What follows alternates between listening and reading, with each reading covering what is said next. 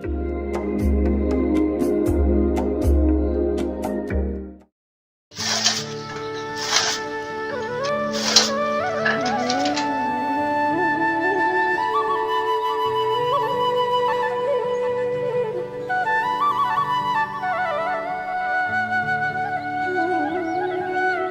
आशा दीदी आने वाली थी ना? जी। अच्छा है, यदि कोई दिक्कत लग रही हो तो उनसे सलाह जरूर ले लेना। जी। क्या सलाह लेना है, जब घर में बड़े बूढ़े बैठे हैं, हमसे तो कोई सलाह नहीं लेते। बिल्कुल माँ, अरे आपसे तो सलाह लेते ही रहते हैं, पर आपको और ममता को नई सुविधाओं के बारे में जानकारी जरूर लेनी चाहिए। जैसे माँ, आप कह रही थी ना कि पड़ोस की रमा बुआ का स्मार्टफोन आपको बहुत अच्छा लगा, आप उसमें बहुत आसानी से फोटो खींच सकती हैं। अब नई जानकारी और सेवाओं के बारे में जानना और उनका लाभ लेना ही चाहिए। सही कह रहे हो बेटा। आशा दीदी भी प्रसव से जुड़ी सेवाओं के बारे में सही और नई जानकारियाँ देती रहती हैं, इसलिए ममता और आपका आशा दीदी से बात करना जरूरी है। सही कह रहे हो बेटा। लगता है कोई आया है।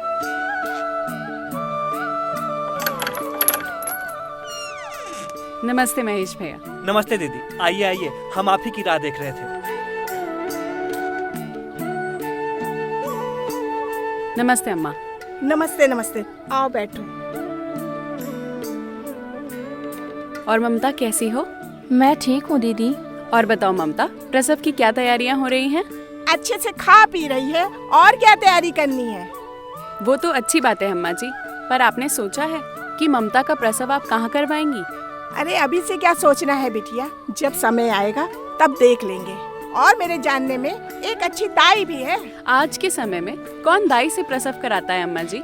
ये तो वही बात हुई कि आज मोबाइल के जमाने में आप टेलीग्राम भेजने की बात कर रही हैं, और प्रसव के दौरान अगर कोई जटिलता हुई तब क्या होगा? अरे कोई जटिलता नहीं होगी, वो 25 साल से पूरे गांव भर के बच्चों को जन्मा रही है। हाँ, पर आपको नदिया दीदी के प्रसव के समय आई परेशानी तो याद है ना? पिछले साल जब वो माँ बनने वाली थी, उनके घर वालों ने भी घर पर ही प्रसव करवाने का निर्णय लिया था, पर आखिरी समय पर जब उनका बच्चा अटक गया था तो नदिया दीदी को कितनी तकलीफ हुई थी, और उनका बच्चा भी नहीं बच पाया था। तुम हमें डराने की कोशिश कर रही हो क्या? अरे ऐसा कभी कभी हो जाता है। पर माँ, हमें क्यों ऐसा जोखिम लेना है? हम क्यों न सबसे सही और सुरक्षित रास्ता चुने? जब प्रसव के लिए सबसे अच्छी सुविधा सरकारी स्वास्थ्य केंद्र में उपलब्ध है, तो क्यों जोखिम उठाना? ये सब अस्पतालों के पैसे निकलवाने के तरीके होते हैं बेटा। अरे आखिर ऐसा नया क्या कर देंगे अस्पताल वाले? अम्मा जी, मेरी बात ध्यान से सुनिए। सबसे पहले तो प्रसव और प्रसव के बाद माँ और नवजात शिशु को मिलने वाली सारी सुविधाएं सरकारी स्वास्थ्य केंद्र में बिल्कुल निःशुल्क हैं।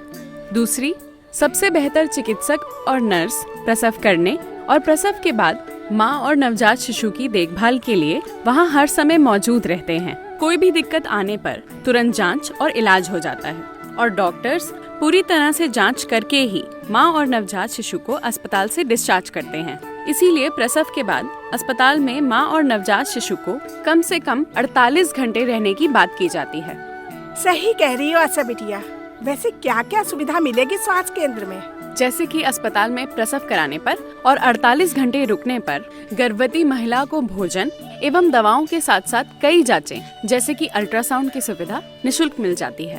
प्रसव के दौरान यदि सिजेरियन सेक्शन या ऑपरेशन की जरूरत पड़ती है तो वो अस्पताल में तत्काल प्रशिक्षित चिकित्सक द्वारा हो सकता है। बच्चा यदि कम वजन का है या वो समय से पूर्व जन्मा है तो उसका सही प्रबंधन अस्पताल में हो सकता है।